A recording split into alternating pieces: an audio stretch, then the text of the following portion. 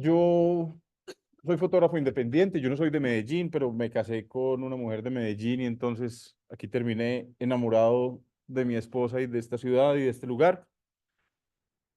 Llevo, uf, no sé, toda mi vida como fotógrafo y tal vez unos 15 años, a lo mejor un poco más, como fotógrafo independiente. Actualmente trabajo como freelance y mi trabajo principal es con New York Times, pero he trabajado con otros medios internacionales. He trabajado con National Geographic y con Washington Post.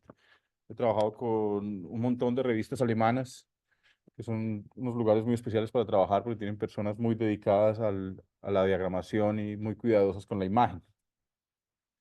Y después de fotografiar durante muchos años en Colombia, se me ocurrió mm, la idea de hacer un libro. Entonces yo ya tenía pues un material amplio recogido durante muchos años. Y en un momento me senté con Santiago Escobar Jaramillo, que es un gran amigo, que además de sorpresa viene para acá en este momento. Él no, tampoco es de Medellín, pero está viniendo.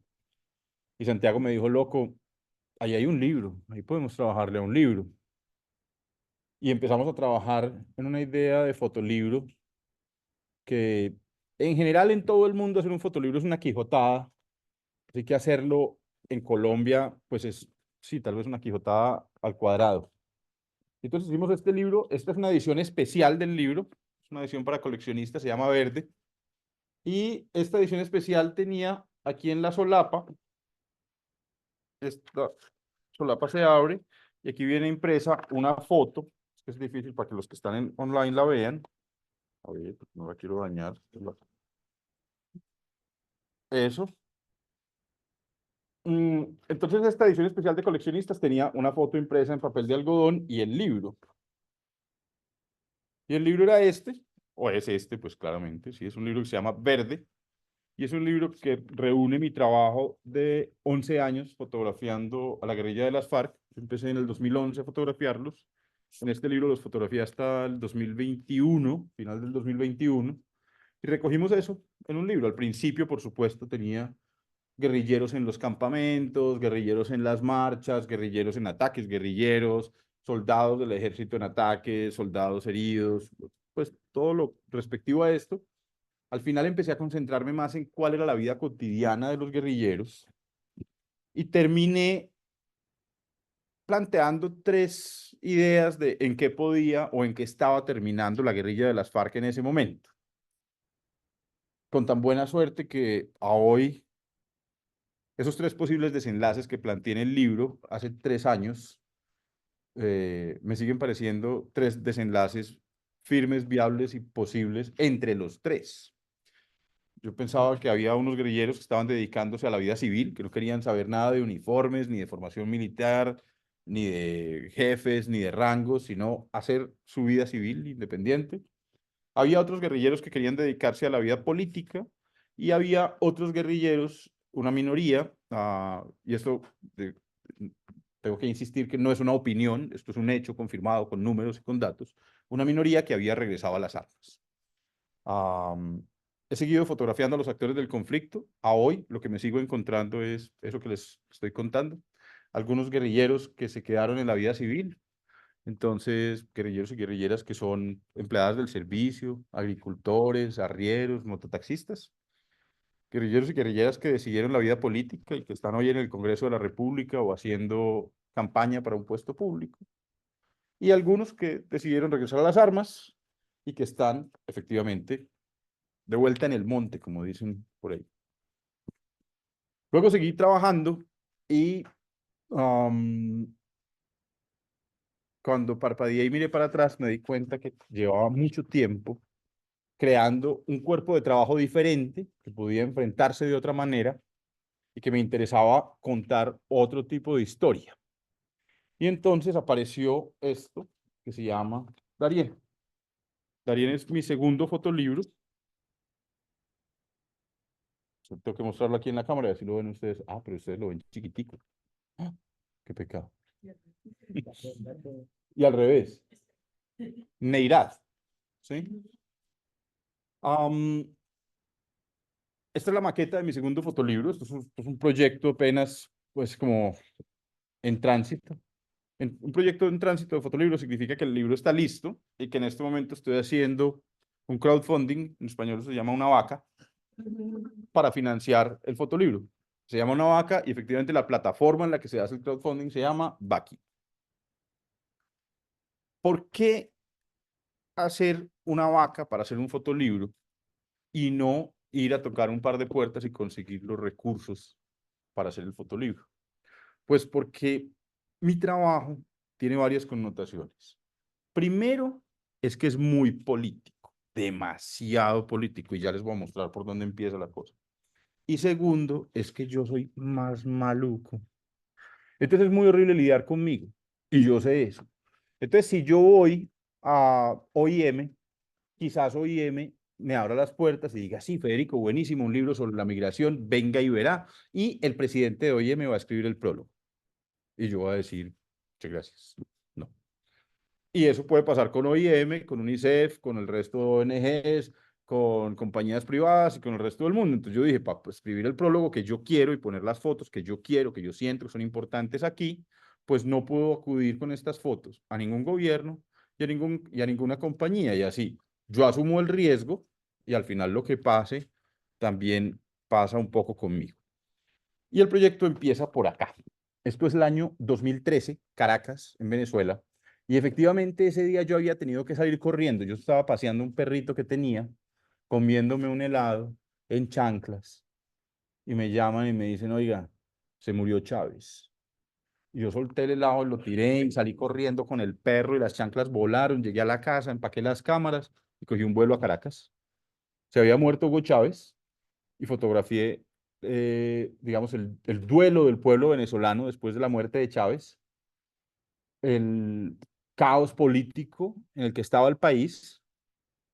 No, para adelante, qué pena, algo está pasando aquí. Ah, eso. Ese era el caos político en el que estaba el país. Esos son los edificios socialistas que hay en las barriadas de Venezuela. Esto se llama el 23 de enero, el barrio 23 de enero. Y esa es una bandera conmemorativa de Salvador Allende, y entonces la gente tiraba juegos pirotécnicos de color rojo y se ponían brazaletes, todo el mundo estaba muy conmovido con la muerte del comandante presidente. Esto, por ejemplo, es algo que me sorprendió mucho. Este es un graffiti en el que estaba Chávez armado con una K-47 y un graffiti de Alfonso Cano. Y esto es en un barrio en Venezuela en el 2013, en donde en Colombia todavía en ese momento no sonaban diálogos ni nada de eso. Eh, y yo estaba como un poco en shock. Alfonso Cano había muerto tal vez el año anterior, 2012, si no estoy muy errado, pero había toda una plaza conmemorativa de las FARC en Venezuela. Yo estaba, pues así como están ustedes, pues, estupefacto. Mm, este no es Chávez, pero la gente lo admiraba de una manera que había dobles de Chávez por ahí todo el tiempo, en todos los lugares. Y esto era la campaña política, se parece un poco a la de ahora, ¿cierto? Esto era la campaña política de 2013 en la que Maduro quería resultar electo y su candidato contrincante era Diosdado Cabello, que eran del mismo partido, por supuesto, pero estaban peleándose entre ellos dos a ver cuál de los dos resultaba ser finalmente el ungido por Chávez. Y efectivamente resultó elegido Maduro. Si ustedes se acuerdan un poco de las noticias, se acuerdan del pajarito que le hablaba al oído a Maduro, ¿cierto? Que era un poco, lo que nosotros nos lo tomábamos un poco en chiste, pero ese chiste le valió las elecciones. Entonces, pues no fue tan chiste. Este era Maduro, o es Maduro hace 10 años, era Maduro en 2013, y el tipo resultó elegido. ¿Y por qué el libro empieza por acá? Porque después de la muerte de Chávez, hasta ese momento Venezuela era ya un país con algunas crisis, pero no con las crisis que presentó en los siguientes 5 años. Entonces, la muerte de Chávez, la elección de Maduro, marca un momento histórico en el desarrollo del curso de Latinoamérica.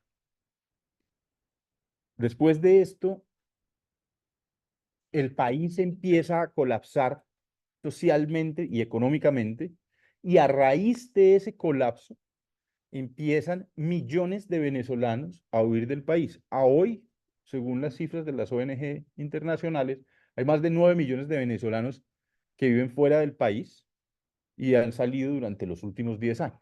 Entonces, por eso el libro tiene que empezar por ahí. Y afortunadamente yo había ido. Claro, hay una cosa bien particular de hacer un fotolibro, y es que cuando yo me fui a Caracas a fotografiar la muerte de Chávez, como yo no soy vidente, yo no podía pensar, voy a hacer estas fotos para dentro de 10 años, hacer un libro sobre la migración que va a suceder, ¿cierto? Entonces uno empieza, y eso me parece muy particular con la fotografía, porque es que uno puede planear ciertas cosas, pero hacer un libro es, en mi caso, implaneable. Porque como yo hago fotografía periodística y documental, entonces así, yo me fui a Caracas en un ejercicio muy periodístico, muy cotidiano, muy del día a día. ¿M? Me encontré esto, así, la ciudad vigilada por el Big Brother de Chávez, las calles en caos, y de repente, hace más o menos un año o dos, empezamos a pensar, aquí hay un libro, aquí hay un libro, aquí hay un libro, con Santiago Escobar, que es mi editor, es un gran editor. Bueno, si llega, pues. Mm, Después empecé a ver la ola de venezolanos que salían de Venezuela. Y esa gran ola de venezolanos tenía dos destinos. Nosotros como colombianos pensamos que solamente venían para acá. Pero esto es un sitio que se llama Boavista. Esto es la frontera sur entre Venezuela y Brasil. Hubo un flujo migratorio importante, menor que el de Colombia, pero importante, de venezolanos que iban hacia Brasil. Este chico era un entrenador deportivo, era entrenador de kickboxing y había llegado a esa ciudad, había conseguido un trabajo como entrenador, pero aún así su dinero no valía, sus ahorros no valían, y mientras trataba de hacerse una vida, pues él de día entrenaba gente en el gimnasio, y cuando la gente se iba, él limpiaba el gimnasio y se acostaba a dormir ahí porque no tenía más a dónde ir. Y estos eran campamentos de migrantes establecidos entre el gobierno brasilero y las ONGs de ayuda humanitaria brasileras para migrantes venezolanos que habían ido hacia Brasil. Así se veía, había unos coliseos que habían adecuado. Muchos de los migrantes que llegaron a Brasil eran indígenas, unos indígenas de la etnia Guarao. 2017. Estos indígenas eran de la etnia Guarao y ellos bajaban desde Tucupita, el norte, la desembocadura del Orinoco en el Caribe, hasta Puerto Ordaz y después cruzaban toda la Gran Sabana. Una de las paradojas más complejas de mi trabajo es que yo encuentro unos paisajes hermosos en todos mis recorridos. Atravesar la Gran Sabana venezolana es impresionante, eso es como del Parque Jurásico. Imagínense el Tepuy de Roraima, el Salto del Ángel, es un lugar maravilloso, pero yo lo atravieso viendo cómo hay gente caminando por ese lugar, transitando por ese lugar, en una tristeza enorme, en un abandono, en una desesperanza. Estos son los niños migrantes en Brasil, viendo ahí una película entre todos en un computador. Y este es uno de los coliseos de los que les hablaba. Entonces, si se dan cuenta, aquí había más de 500 indígenas viviendo en estas hamacas. Eso es el centro de Boavista, que se convirtió rápidamente. Claro, esto es una ciudad pequeña en el norte de Brasil. Ah, Boavista es tan pequeño que no se conecta por tierra con el resto de las ciudades de Brasil. Las otras ciudades, normalmente la gente de Boavista no va por tierra, va en avión o de otro, o no va. Lo más cerquita es Manaos, son varios días de camino.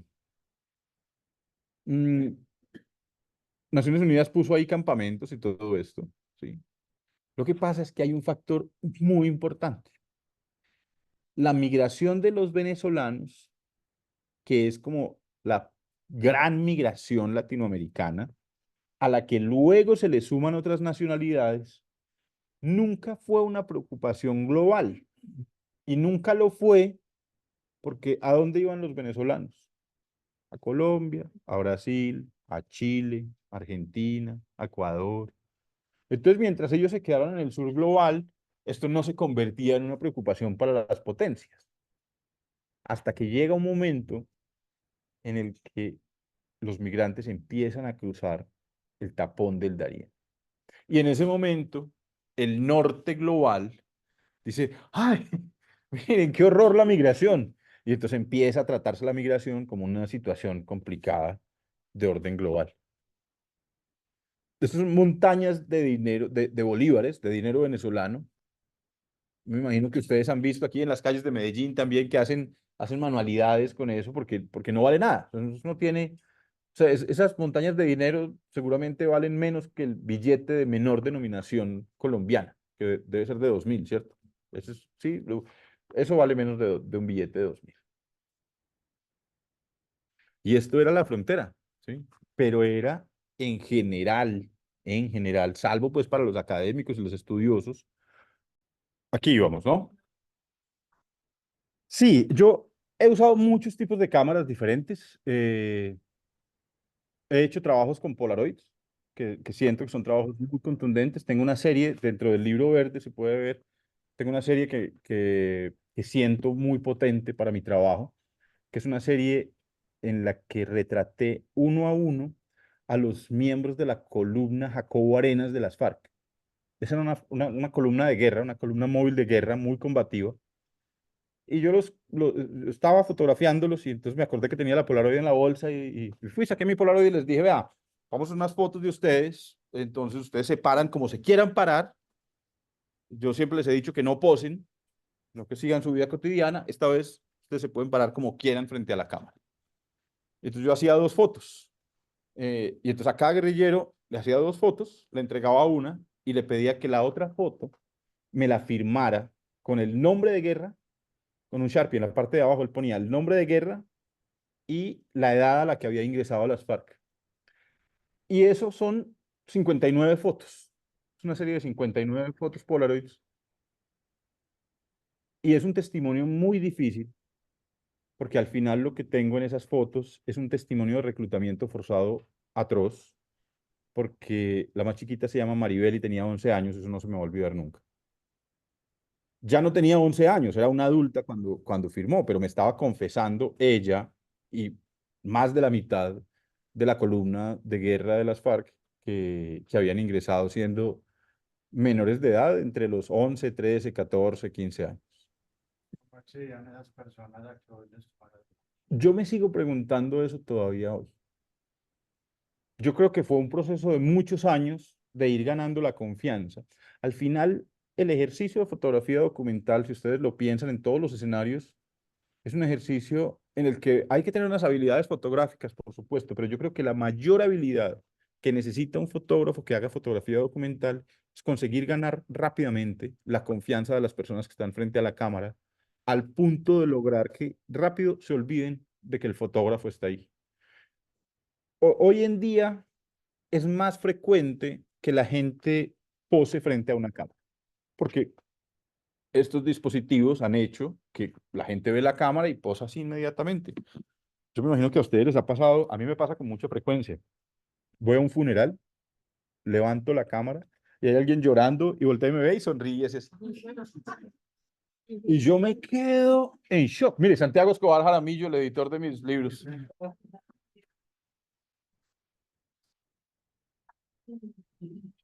Yo me quedo en shock.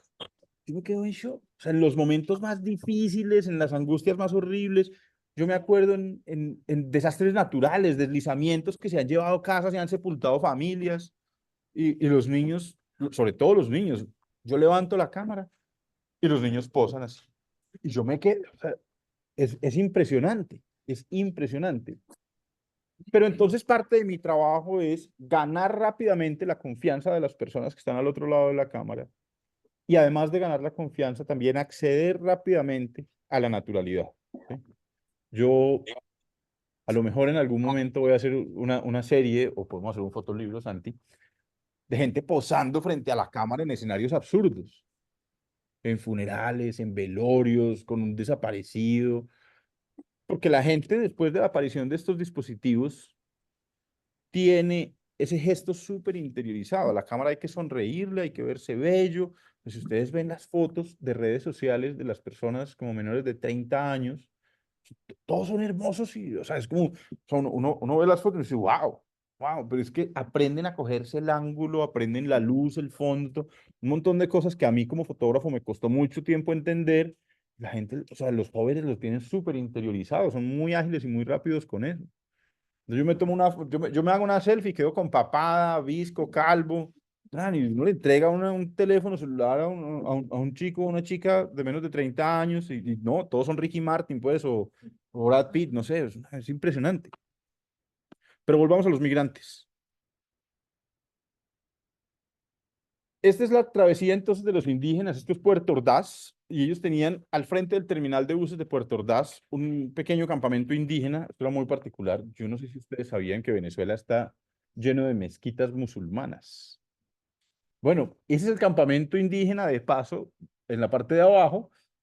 Arriba a la derecha está el terminal de transportes de Puerto Ordaz y arriba a la izquierda está la mezquita principal de Puerto Ordaz. La principal porque en Puerto Ordaz no hay una, hay varias.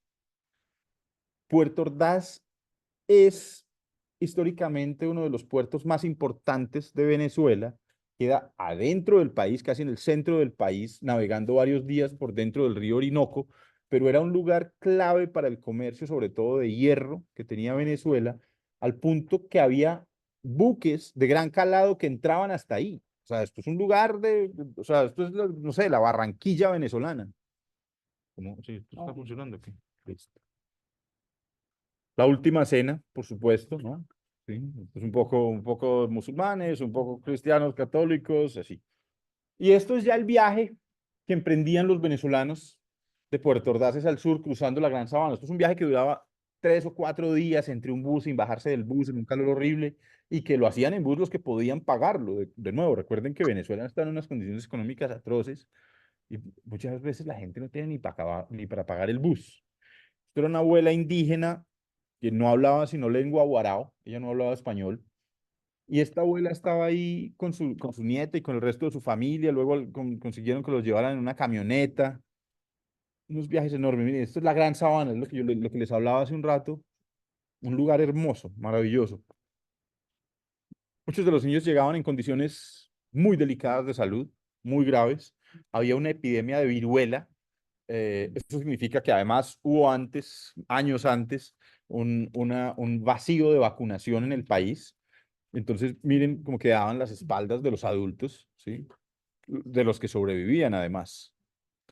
Y este es el ejército brasilero tratando de resolver la situación sanitaria, porque es que ustedes se imaginan lo que pasa con miles de personas cuando no hay unas baterías sanitarias apropiadas, ¿no? Ya es pues como la vida cotidiana de los migrantes ahí. Y esto es cuando los migrantes empiezan a cruzar de Venezuela hacia Colombia. Esta es la frontera entre San Antonio de Táchira y Cúcuta en Colombia. Entonces ellos cruzaban, hay unos puentes, por supuesto, pero además a mí me encanta porque las noticias nos pintan como unos monstruos, como unos escenarios de mito y de miedo, ¿no? Entonces decían, no, los caminos verdes entre Venezuela y Colombia, la trocha entre Venezuela y Colombia, hay que cruzar el río Táchira caminando. El río Táchira debe llegarme a mí más o menos hasta la parte de abajo de los tobillos. Eso es como así de hondo el río Táchira. Eso no tiene ninguna profundidad. Y no es una trocha, es como pues uno pasa por encima del puente o caminando por debajo del puente, se moja los zapatos, pero no más. Y estos son los comedores comunitarios en los que cientos de venezolanos, miles de venezolanos, millones de venezolanos, pues para ser justo, comían pues en unos gestos humanitarios porque era la única comida que había. Esta señora se quedaba en el comedor para recoger los huesos de pollo que quedaban, guardarlos y llevarlos a su casa para hacerle de comer a su familia. Y esto es el camino entre Cúcuta y Bucaramanga. Pasa una cosa y es que la geografía de Venezuela es en general plana, salvo al noroccidente, en donde queda el Pico Colón. El resto de la geografía venezolana es plana. Entonces los venezolanos, como primero, no estaban acostumbrados a viajar y segundo, los poquitos que habían viajado, esto era plano y trópico, no tenían la idea de que para llegar de Cúcuta a Bucaramanga, que en el mapa se ven tan cerquita la una de la otra, había que cruzar una montaña enorme que en su punto más alto se llama el Páramo de Berlín. Entonces estaban congelados, quemados, exhaustos, los zapatos se les acababan, unas condiciones dificilísimas. El clima es muy hostil. Si ustedes ven al fondo de esta imagen, alcanzan a diferenciar los picos nevados de la Sierra del Cocuy. Esto era uno de los hogares de paso en donde acogían a algunos venezolanos caminantes, y esto es como se les volvían los pies de caminar sin zapatos y sin equipos adecuados. Y llegaban a Bucaramanga, pues en unas condiciones muy complejas, porque para muchos de ellos era como llegar a Marte.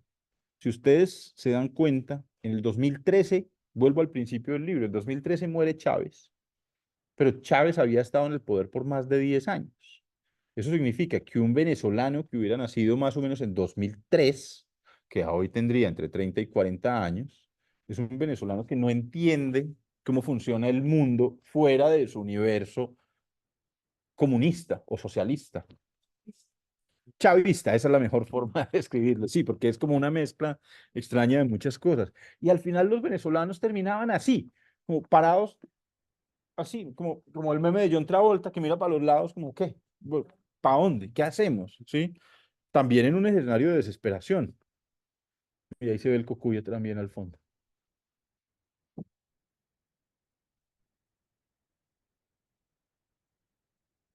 Esto es de vuelta Cúcuta. Esto es el puente internacional. Había como unos periodos en donde se abrían como unos momentos de gracia en el que los gobiernos colombianos los recibían. Am, y eso es un morralito muy icónico porque esos son unos morrales socialistas que el gobierno venezolano entregaba a los estudiantes que se matriculaban en el colegio y que al final se empezaron a convertir en un ícono de la migración, porque entonces en Colombia estamos muy habituados a ver ese tipo de morrales que vienen de las escuelas venezolanas, porque al final los venezolanos tenían unos escenarios de pobreza tal que era como, pues, en qué vamos a empacar las pocas cosas que vamos a llevar a migrar? Pues en el morral del niño, que es el único morral que hay en la casa. Entonces traían ahí sus equipajes. Familias enormes. Esto era una familia con 7 menores de edad caminando. Y este era uno de los lugares de paso.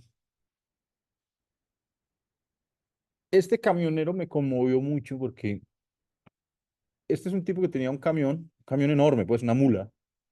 Y este tipo paró afuera de Cúcuta y empezó a recoger venezolanos. Y él seguía y paraba, recogía más y recogía más y recogía más. Ese viaje duró casi todo el día. Y en la noche llegamos a Bucaramanga y entonces yo salté de la parte de atrás del camión, me fui adelante, traté de hablar con el camionero y le dije, oiga, hermano, ¿y usted qué? Me dice, no, hermano, vea, yo viajo por aquí todos los días cargado. Y entonces si yo voy cargado no puedo echar gente ahí. Pero me da mucho pesar esa gente ahí caminando, hermano, que uno los ve y los ve muy mal. Pero no me va a tomar fotos porque si el patrón se da cuenta que yo monté gente, me echa, pierdo el trabajo, pero ¿cómo los dejo ahí?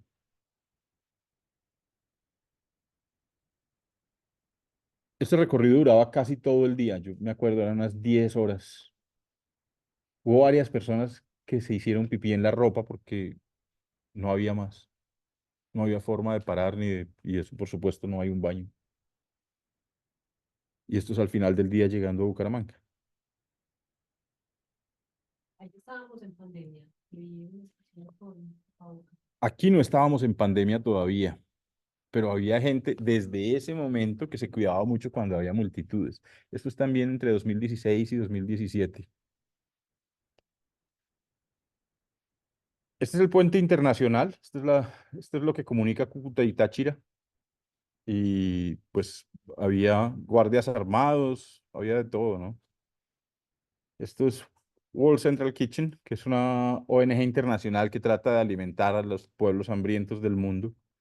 Están en Siria, por supuesto, están en Ucrania, están en Rusia, están en Haití. Y esto fue lo que llamaron el concierto de la frontera. Yo me imagino que ustedes se acuerdan del concierto de la frontera, sí, de Cúcuta, por supuesto. Y entonces un concierto ahí enorme. Vino Richard Branson y un montón de gente a sacar pecho ahí. Pero al final no pasaba nada, había mucha gente que tenía esperanza, ¿no? Había un montón de venezolanos y también de colombianos que tenían esperanza con que el país diera un rebote y un giro, pero pues no pasó. Los camiones los quemaron vándalos del lado colombiano, tengo que decir. La ayuda humanitaria nunca llegó, porque pues, ya con los camiones quemados, nada. Y esto es Táchira ese mismo día en donde también había disturbios porque la gente estaba con hambre y querían que la ayuda llegara. Estos son los caminos verdes, las trochas entre... ¿Sí ven? ¿Se dan cuenta de la profundidad del río? Entonces miren que al fondo se ven los containers que bloqueaban el puente. Ya, entonces la gente pasaba por ahí, pero esto no es como caminar días en la selva para llegar de Cúcuta a Táchira, ¿no? Esto era ya, pasar por ahí, mire, habían organizado los costales en las rocas para que la gente ni se mojara los pies. Y esto es como un secreto a voces. Esto pasaba todos los días delante de todo el mundo. Cuando llegó la pandemia, los venezolanos fueron los primeros y más graves afectados de la pandemia en Latinoamérica. Porque en medio de ser migrantes había algo que habían perdido y era la red de apoyo. No tenían red de apoyo y no tenían posibilidades de ahorro. Entonces uno encontraba venezolanos que trabajaban en un semáforo limpiando vidrios o vendiendo golosinas o montándose a un bus a cantar una canción o que trabajaban en una bomba de gasolina o en un supermercado despachando y fueron los primeros en perder sus trabajos y como no había red de apoyo y no había ahorros, pues ahora que además no había trabajo y no había esperanza, ¿qué iban a hacer? Pero además el gobierno venezolano había sido enfático e insistente en que el país estaba recuperado, en que había una Venezuela a la que se podía volver, y entonces todos ellos emocionados, ilusionados también, cogieron y empacaron sus maletas, empacaron sus familias y arrancaron a caminar de regreso. Este Sebastián, él tenía 7 años cuando empecé a fotografiarlo, eh, y conocí a Sebastián y a su familia a la salida de Bogotá. Empezamos a caminar con ellos como a las 4 de la tarde más o menos. Saliendo de Bogotá, les había costado todo el día llegar hasta el norte de Bogotá. Salimos desde ahí, esa noche caminaron y caminaron y caminaron tal vez hasta las 9 de la noche más o menos y llegaron hasta Chía, la entrada de Chía. Si ustedes se acuerdan, al norte de Bogotá, cuando uno sale por la autopista, llega a un lugar que se llama el Castillo Marroquín. Esta es toda la familia, Jessica, Sebastián, la abuela, el papá. Y en la vía había gente que se paraba, así, este es un tipo que paró y él llevaba comida, porque ustedes se acuerdan que la pandemia, en medio de lo atroz de la pandemia, también había unos picos muy lindos y muy, pues yo digo, románticos o nostálgicos de solidaridad. Y este tipo tenía la parte de atrás de su carro llena de bolsas de comida con las que él andaba por la autopista y estaba repartiendo esa comida para los migrantes que iban saliendo por ahí. Este es Sebastián y su mamá Jessica. Y Jessica iba de 3 meses de embarazo, pero no tenía más que hacer que caminar de regreso. Estos son otros de los amigos de ellos cocinando ahí en el paradero.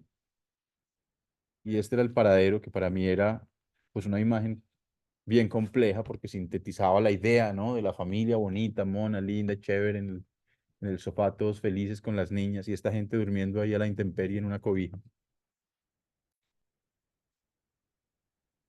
Caminaron hasta Bucaramanga y en Bucaramanga quedaban detenidos porque la ciudad no dejaba que nadie saliera de Bucaramanga hacia Cúcuta. Yo sigo sin entender todavía por qué habían tomado esa decisión y había un lugar, este lugar que se llama el Parque del Agua, del que no dejaban que los migrantes se movieran. Entonces los migrantes podían llegar hasta ahí y ahí llegaban y se empezaban a agrupar y agrupar y agrupar y cada noche Bucaramanga destinaba 4 buses en los que montaba a los migrantes. Entonces, cada noche todos los migrantes se hacían ahí en esa calle con sus maleticas y con la esperanza de que los montaran esa noche en un bus para Cúcuta para poder ingresar a su país. Este es Amado y al fondo está su mamá Roraima. Amado tenía un problema grave en un pie, entonces le costaba muchísimo caminar. Y se montaron en el bus y Roraima, la mamá, me decía que se sentía derrotada, que había venido a Colombia buscando un sueño con su hijo, que había trabajado duro tantos años y no había conseguido ahorrar y no había conseguido nada y ahora tenía que regresarse a su país con las manos vacías. Y estas son las marcas en los pies de varios migrantes que encontré caminando en la misma ruta, tratando de llegar a Bucaramanga para conseguir un puesto en ese bus y después moverse a Cúcuta. Algunos trataban de usar las carreteras, algunos trataban de cortar caminos por, por los campos. Finalmente, Jessica y Sebastián consiguieron que un camión clandestino los llevara desde Bucaramanga hasta Cúcuta. Salimos casi a la medianoche de Bucaramanga. Íbamos ahí en la parte de atrás de un camión y como a las 5 de la mañana, el camión paró después de una curva y abrió la bodega y dijo, listo, hasta aquí los traje. Yo decía, a esta gente todo el mundo la roba, todo el mundo la atropella, todo el mundo nada. Entonces, pues ellos se bajaron y claro, yo los estoy documentando, me bajé con ellos. Yo decía, ¿dónde estamos? ¿Qué es esto? Pues por supuesto no era Cúcuta. Este Sebastián, exhausto, dormido en la frontera, ya habían llegado a Cúcuta, pero además no podían pasar a Táchira libremente, no podían cruzar la frontera libremente de regreso a su propio país. Ellos entraron a Venezuela, les costó casi 3 meses llegar hasta su casa, y cuando llegaron a su casa la encontraron invadida, destruida y acabada a tal punto que pensaron que era mejor regresar a Colombia. Entonces se devolvieron para Colombia. Y en todo el tránsito, pues claro, la barriga de Jessica iba creciendo, iba creciendo, iba creciendo, iba creciendo, iba creciendo, iba creciendo. Y yo estaba en el teléfono con mis editores y yo les decía, Jessica va a venir a Colombia a tener el bebé. La historia es muy redonda, la historia tiene un final muy poderoso si estamos en el parto. No, Federico, pero ya tenemos la historia de ellos regresándose a Venezuela. No, pero es que ellos se van a regresar a Colombia. Sí, pero eso ya fue. Los editores, ¿no? Y yo insistía, insistía, insistía, insistía. Mm, y los editores que no, y que no, y que no, y que no. Y bueno, yo estaba en otras cosas. Entonces yo estaba un día en Buenaventura dando un taller de fotografía y me suena el teléfono como a las 11 de la mañana y era el esposo de Jessica. ¿Qué hubo, Fede? Y yo, ¿qué hubo, hermano? ¿Qué? ¿Cómo van? Y me dice, no, pues ya estamos en Bucaramanga y esta mañana Jessica reventó fuente. Ella se está sintiendo muy regular, yo voy a llevarla para un hospital. Ah, bueno, listo. Y llamé al editor y le dije, ve, sí se devolvieron a Colombia, ya están en Bucaramanga. Jessica reventó fuentes, la vayan a llevar para un hospital, está como regularcita. ¿Cómo así? Bueno, ¿y nosotros por qué no estamos ahí? Y entonces yo le dije, no, no, pues todo bien, listo, ya voy para allá. Y entonces me senté en el computador, abrí, tan, tan, tan, tan. Buenaventura, Bucaramanga, son 2 días de vuelo. Sí, eso no hay forma de llegar en un solo día porque Buenaventura, Bucaramanga, uno podría volar Buenaventura, Cali o ir por tierra a Buenaventura, Cali. Luego hay que volar Cali, Bogotá y después Cali, Bogotá, Bucaramanga. Pero este es un país muy grande y muy poco conectado. Mm, Dije, ¿qué hago? ¿Qué hago? Pues nada, la moto. Yo estaba en mi moto y me monté en la moto y me hice 11 horas de carretera, Buenaventura, Bucaramanga. Desde el casco estaba coordinando ahí la movida. Mi compañera de periódico que estaba en Bogotá tomó también un carro de Bogotá a Bucaramanga. Llegué casi a las 12 de la noche al hospital, en medio de un aguacero, para hacerlo más dramático. Entonces yo llegué, parqué la moto en la calle, al lado de la camioneta en la que había ido mi compañera. Abrí la bodega, metí las maletas de la moto, abrí, de una maleta saqué ropa, me quité la ropa seca en pelota en la mitad de la calle en Bucaramanga a la medianoche, muy lindo. Me vestí, me colgué las cámaras, entramos al hospital, me pusieron máscara, vestido de ese, entramos y Jessica tuvo el bebé. Y este es Hosniber, el bebé, al siguiente día. Y esto es cuando salieron de la clínica, porque además la familia no podía entrar. Pues yo podía entrar porque en esas 12 horas de viaje entre mi compañera escritora del periódico y la productora del periódico, habíamos estado en contacto con el Sistema Nacional de Salud, con el hospital, con la dirección, con las enfermeras, con todo el mundo. Entonces teníamos como toda una logística para ingresar, pero el resto de la familia no podía entrar porque además, acuérdense, esto era pandemia. Para el New York Times. Jessica salió a los pocos días de una cesárea del hospital y tenía que quedarse, pues por supuesto, en convaleciente. Y lo que podían pagar era una piecita en un barrio periférico de Bucaramanga. Los hombres la bajaron ahí en esa silla Rimax. Y un mes después consiguieron que un conductor de bus los llevara hasta Bogotá. Esto es Sebastián, la noche que llegaron a Bogotá, en una vitrina de un restaurante, por supuesto, muerto del hambre. Y esa noche, Sebastián y su hermanito Josnaiver, de poco más de un mes de nacido, y el resto de la familia, durmieron debajo de un puente en la avenida Boyacá. Esta es Jessica,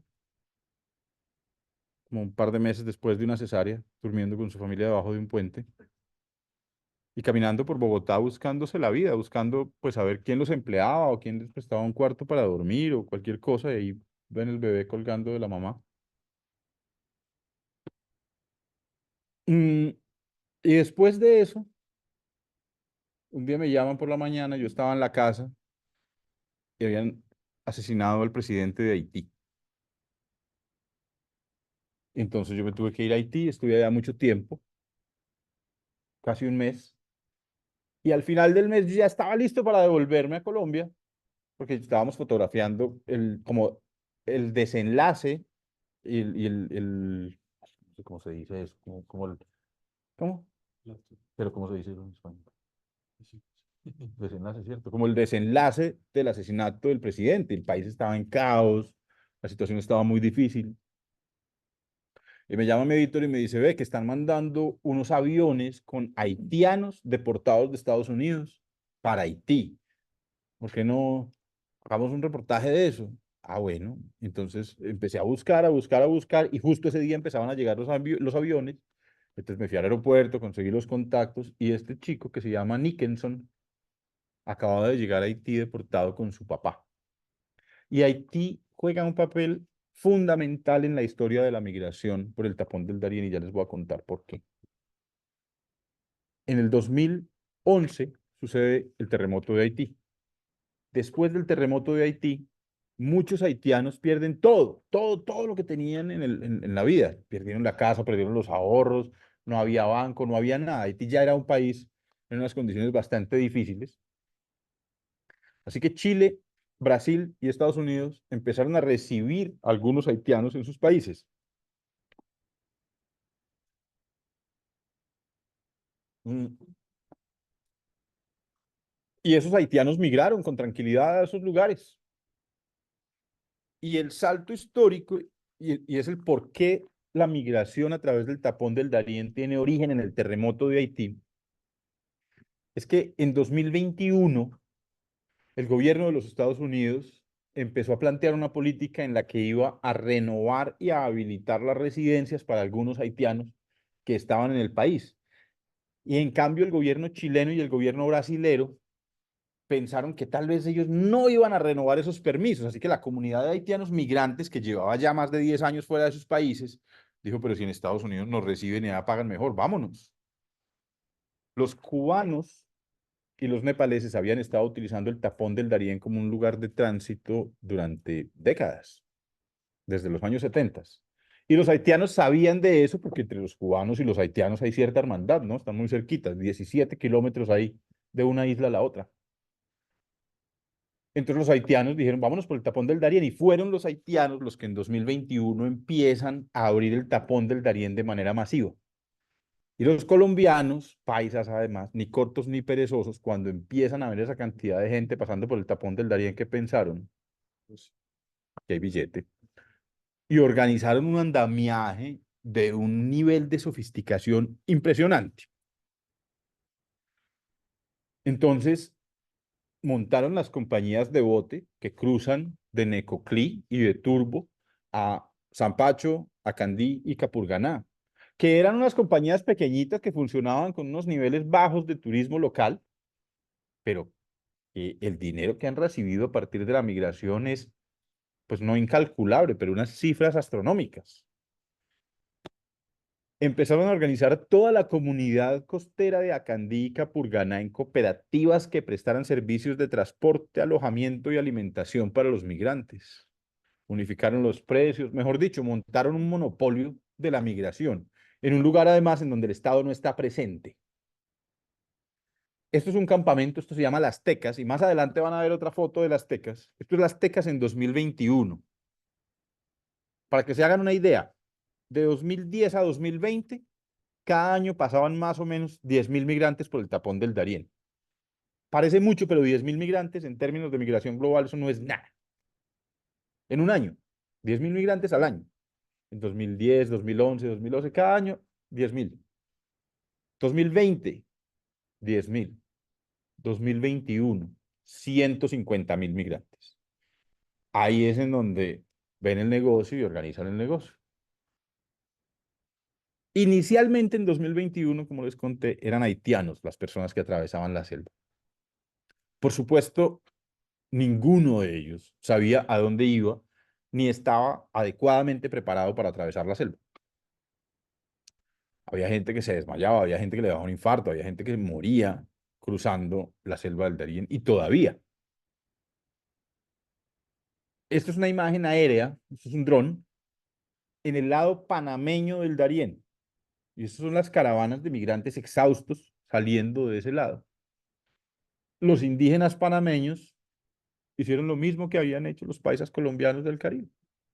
Dijeron, ah, pues a ese lado hay negocio. Bueno, aquí también hay negocio. Y entonces montaron estas piraguas. Pero es una forma muy particular. Resulta que en Colombia el negocio lo manejan grupos armados al margen de la ley. En Panamá el negocio lo manejan indígenas asociados con el gobierno. Escojan ustedes cuál les parece peor. Estas son familias de haitianos saliendo de la selva. Esta es una foto que inicialmente podría decirse bella, pero que causa para mí una reflexión muy profunda, y es, ¿cuál es el nivel de pobreza de alguien que solo tiene su vestido de lujo para cruzar la selva? Entonces los indígenas recogen a los migrantes en la salida de la selva y los conducen en botes, que cobran, por supuesto, hacia una comunidad pequeña indígena. Esta es una foto de Médicos Sin Fronteras, esto es una ONG humanitaria internacional que estaba trabajando en el tapón del Darién. Más adelante les voy a contar por qué estaba y ya no está.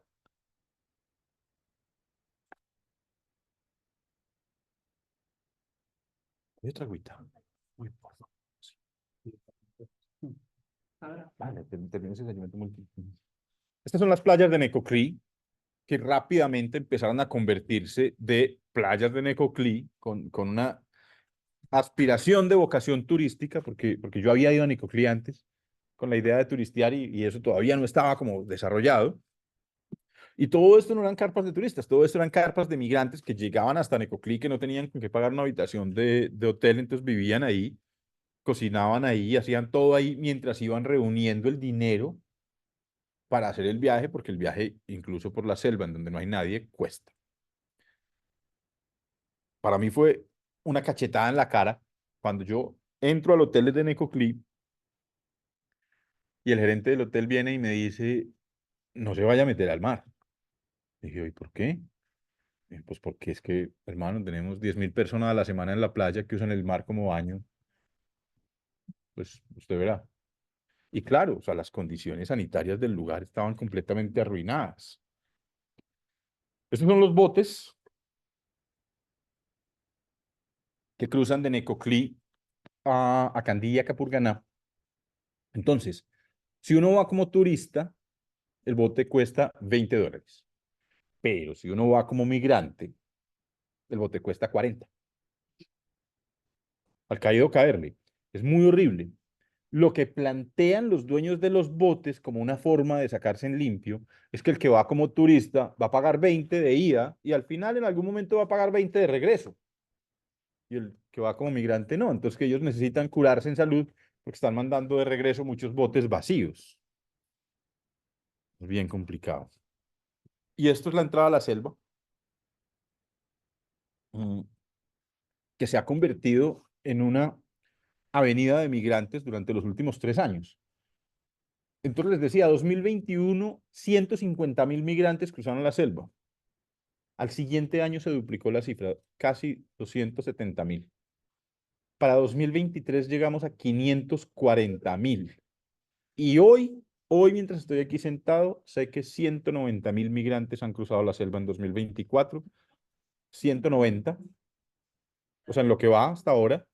Y agosto, septiembre, octubre son los meses de mayor pico de tránsito en la selva. Así que es posible que este año la cifra sea aún mayor que el año anterior.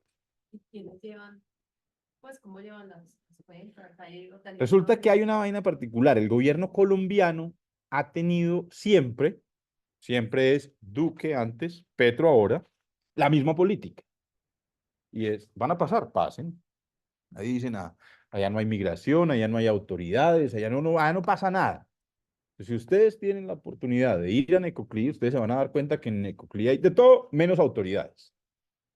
Yo en más de 20 veces que he ido a Necoclí, he conocido 2 funcionarios de migración. 2, nada más. Hay una oficina de migración vacía, que no funciona. Y ya.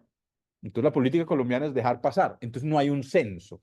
Y eso presenta una complejidad porque Panamá sí hace un censo en el momento en el que los migrantes entran al país. Entonces, el número que manejamos los periodistas que trabajamos con migración es el número de los que llegan a Panamá, pero ese número implica un subregistro aterrador. Como no hay un cotejo de cuántos salen y cuántos llegan, no hay un número de cuántos salen y no llegan. Así que el día de hoy no sabemos cuántos migrantes han perdido la vida tratando de atravesar el Darién. ¿Qué vas a preguntar, Luz? Una pregunta, ¿qué pasa ahora con la política pues, de Colombia? Entiendo pues que están ya controlando esa migración pues desde la Y no. Entonces, vuelvo al cuento que nos meten como unas vainas aterradoras y eso. ¿Qué hizo Panamá? Hay unos pasos identificados en los que Panamá puso cerca y serpentinas, alambre de púas, vigilancia 24 horas en el territorio panameño. Eso es perfectamente legal y eso es autonomía territorial del gobierno panameño. Pero el paso de migrantes principal no está cerrado. Los migrantes siguen pasando por ahí todos los días. Por el lado colombiano, de mano de estos grupos, en el lado panameño, dejados a su suerte, pero al final tienen que bajar todos por un río que se llama el río Tuquesa. Es un cañón de las montañas.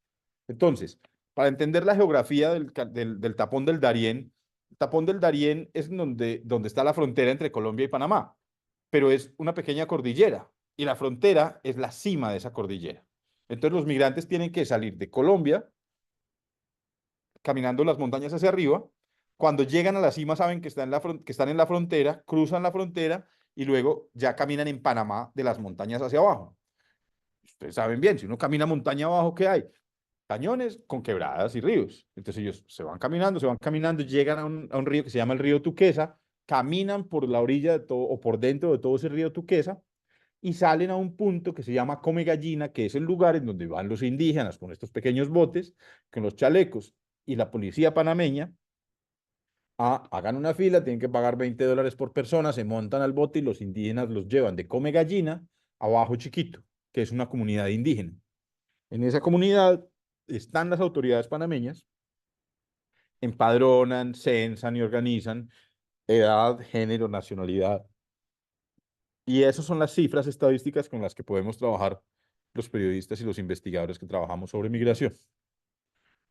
Este es el cruce de la selva del Darién.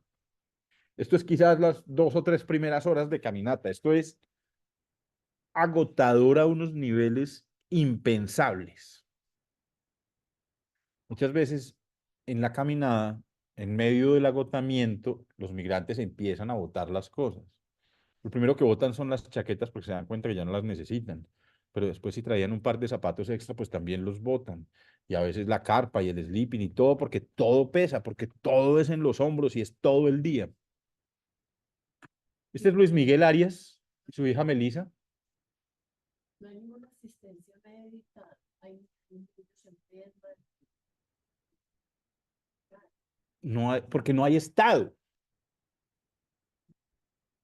No existe el Estado. Sí, le importa. A nadie le importa para ayudarles. Y entonces es atroz. Luis Miguel llevaba a Melissa en los hombros y llegó al límite de sus capacidades físicas. Entonces la bajó de ahí, vomitó el agotamiento y se sentó en ese muro, en ese tronco, a descansar, a tratar de recobrar el aliento, porque no podía más. Y ahí estaba Melissa, que tenía 4 añitos, viendo a su héroe devastado. En algunos puntos del camino, otros migrantes o las organizaciones habían puesto, las organizaciones ilegales, quiero decir, cuerdas y formas para ayudar a los migrantes. Había familias enteras migrando, encontrábamos familias de 10 o de 12 o 15 personas entre padre, madre, hijos, tíos, primos, cuñados, sobrinos, todo. Aquí la mayoría siguen siendo venezolanos. A hoy, la mayoría de las personas que atraviesan el tapón del Darién son venezolanos. Pero una cosa muy importante de notar es que en 2023 hubo más de 100 países, de 100 nacionalidades que cruzaron el tapón del Darién. Y la matemática es muy sencilla. En Latinoamérica no hay más de 100 nacionalidades. Sí, pero tenemos migrantes transnacionales cruzando el tapón del Darién, pero esa es una historia que les voy a contar más adelante. Gabriel Infante, el de la pantaloneta roja y el saco azul en el centro de la foto, si ustedes se fijan, lleva un trombón. Un trombón. Que un trombón no es un instrumento pequeño, es una vaina, no, el trombón, el Willy Colón, ¿no? Y por las mañanas Gabriel tocaba en su trombón el himno de Venezuela y la gente salía y se reía y echaban bromas y eso. Y Gabriel lleva a una niña de la mano y esa niña no es la hija de Gabriel, esa niña es una hija de otros migrantes que Gabriel conoció en la ruta y como los otros migrantes iban muy encartados con otro bebé, pues Gabriel decidió ayudarle a la niña. Y la niña lloraba y lloraba y lloraba en ese lodazal, en ese calor, en esa humedad. Así que a Gabriel se le ocurrió cantarle canciones infantiles a la niña. Y entonces Gabriel le cantaba canciones infantiles para que la niña respondiera. Y hay una canción infantil venezolana que se llama Bartolito. Y ellos dicen, Bartolito cantaba así, Bartolito conoció a un gallo y el gallo cantaba así. ¿Cómo cantaba el gallo Bartolito? Entonces la niña respondía, kikiriki, y eso la tenía ella en un trance en el que dejó de llorar y la niña respondía a lo que Gabriel le iba cantando y iba caminando como medio zombie con las canciones de Gabriel. Esta mujer se cayó, yo hice un par de fotos y salí corriendo, varias personas corrimos porque sonó que se había quebrado todo. Se paró y siguió caminando. Afortunadamente no se había un Rappi en la selva. Por supuesto, seguramente esta persona no tenía más en qué echar sus cosas, ¿no? No sé, 2 mudas de ropa y vamos. Y él hacía algo, él estaba ahí. En muchas ocasiones con Julie Turkevich, que es mi compañera del New York Times, que es la escritora, y en otras ocasiones solo. Y, y la otra es que entre tantos migrantes, ¿cómo hacías para escoger la historia? ¿Cuáles eran los factos? ¿Sí entendés? Es que, no, lo que pasa es que hay una ventaja en estos ejercicios de documentación. ¿Cuál es la ventaja? Y es que yo tengo tiempo. Entonces yo estoy en el bote y yo estoy viendo cómo están reaccionando los otros migrantes a mis fotos. Yo estoy en el primer campamento y estoy viendo cómo están reaccionando los otros migrantes a mis fotos. Y en esa observación me estoy dando cuenta de quiénes son más empáticos y quiénes son menos empáticos con el periodismo, quiénes se tapan la cara y quiénes todo bien o hacen así o alguna cosa. Y voy descubriendo grupos y voy también entendiendo cómo para mí es muy importante, como con mi mirada periodística, contar un grupo de interés. Porque es que lo más fácil, el atajo, que normalmente es atajo que conduce al error, es documentar un grupo de hombres jóvenes fuertes. Pero ese no es la mayoría de las personas que migran, ¿cierto? Entonces, seguramente en un grupo de hombres entre los 35 y los 45 años, hombres jóvenes, fuertes, solteros, pues yo encajo bien ahí, llego, hago un par de chistes, comparto un paquete de cigarrillos, ya somos amigos, nos vamos juntos y ya. Pero para mí es observar y decir quiénes son los migrantes. No son hombres jóvenes fuertes todos. Hay familias, hay ancianos, hay jóvenes, hay niños, hay bebés. Y entonces ahí empiezo a decir, ok, esto es lo que yo necesito contar con mi mirada periodística es una selección que presente una muestra demográfica más representativa de lo que está sucediendo realmente con la migración. Jordi Chino con un bebé de 2 meses en una quebrada después de una loma muy horrible,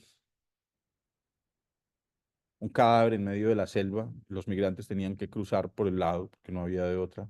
Como les digo, hay un montón de personas que mueren en la selva y no sabemos cuántas están ahí. Berjomar y su familia. Este hombre había perdido su pierna izquierda en un accidente de moto en Caracas. Entonces iba ahí con sus muletas y con una prótesis cruzando la selva. Al siguiente día, después de la caída, esta mujer se levantó sangrando y había perdido el bebé.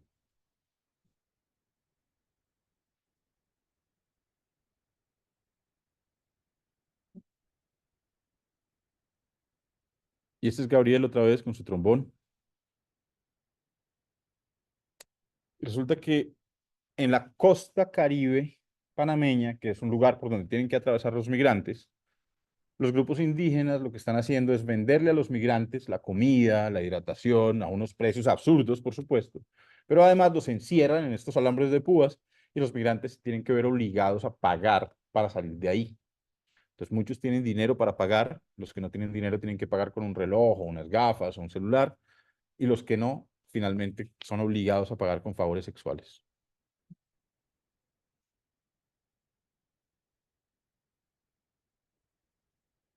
Esta mujer estaba severamente enferma afuera de uno de estos alambres, cercas de alambre de los indígenas, tenía fiebre altísima, vómito, diarrea, estaba perdiendo la conciencia y nadie podía hacer nada por ella porque esto es medio de la selva.